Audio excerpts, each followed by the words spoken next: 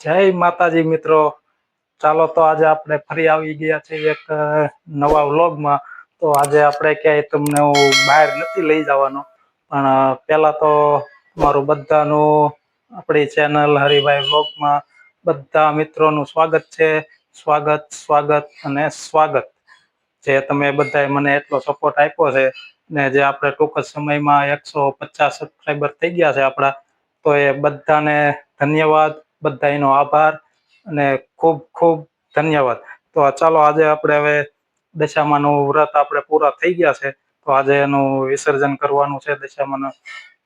તો એના માટે ત્યાં આજનો વ્લોગ બનાવ્યો છે આપણે બીજા બહાર ક્યાંય જવાનું નથી. તો દશામાને આપણે પધરાવાના છે આજે, તો ચાલો એનું આપણે આજે તમને બતાવું અમે કઈ રીતે પધરાવીએ છીએ એને કઈ રીતે પછી એનો વિધિ કરવાની. ચાલો પેલા આપણે દશામાની આરતી કરી લઈ અને દશામાનું શ્રીફળ વધેરી લઈ, પછી આગળ જોવો. હાલો તો આપણે કરીએ પેલા દશામાની આરતી.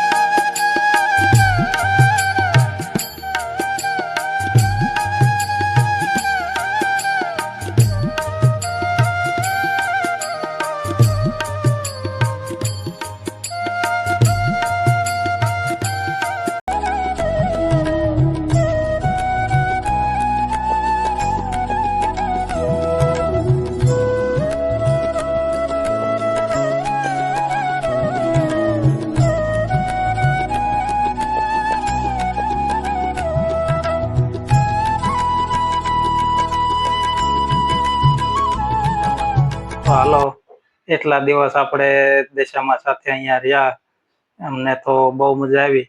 ને આ છે એકદમ આપણે માટીની મૂર્તિ, જે આપણે અહીંયા જો ઘેરે ને ઘેરે આ તપેલી છે, એમાં આપણે પાણી નાખ્યું છે. તો એમાં ઘેરે ને ઘેરે આપણે પધરાવી દેવું, ક્યાંય બહાર જવાની જરૂર નથી. અને હું બધાને નમ્ર વિનંતી કરીશ કે આવતા વર્ષેથી બધા માટીની મૂર્તિ બનાવવાનો આગ્રહ રાખજો. કારણ કે અત્યારે મ્યુનિસિપલ કોર્પોરેશને જે તળાવ બનાવ્યા છે, એ તળાવમાં તમારે અત્યારે ટ્રાફિક એવડી છે અને અંદર પૂરેપૂરી પધરાવા નથી દેતા, ખાલી પાણીમાં ડુબાડીને કાઢી લે છે.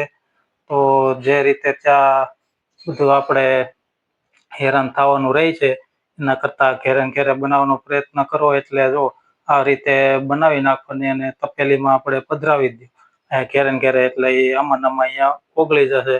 તમારે કાંઈ પણ બીજું કરવાની જરૂર નથી. આમાં જેવી તમને આવડે એવી મૂર્તિ બનાવો તમ તારે, એમાં ક્યાં આપણે બીજું કાંઈ છે. એ જ આપણી સાચી શ્રદ્ધા છે, એ સાચી ભક્તિ છે.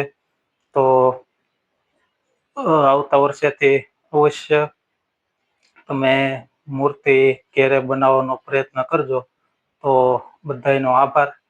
કે બસ આપણે બીજું કાંઈ વધારાનું કહેવું નથી. બસ તો જો આજે આપણે દશામાને પધરાવીએ છીએ. તો જય દશામાં, આવતા વર્ષે વહેલા આવજો.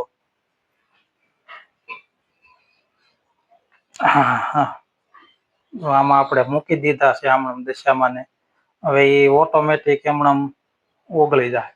તો જોવો મિત્રો, આપણે જો આ રીતે દશામાને આમાં તપેલીમાં પધરાવીએ છીએ. જો દેખાય છે ને, જો આ રીતે પાણી નાખીને મૂકી દીધું છે. તો હવે ઓટોમેટિક એ કલાક 2 કલાકમાં એમણે ઓટોમેટિક ઓગળી અને આમાં સુધી વયું જશે. જો લાગે છે ને મસ્ત દશામાં.